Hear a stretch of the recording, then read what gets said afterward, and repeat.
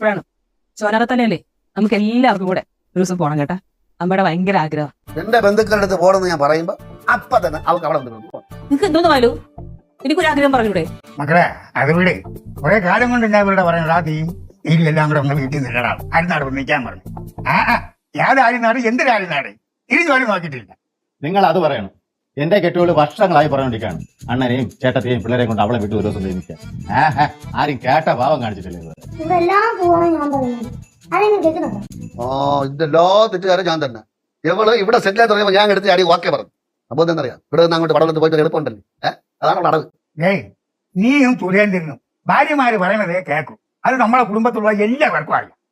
അണ്ണോ എന്ത് മക്കളെ അങ്ങല്ല അങ്ങ ചേച്ചി നീട്ടി ഒരു വിളി വിളിച്ചാൽ മതി.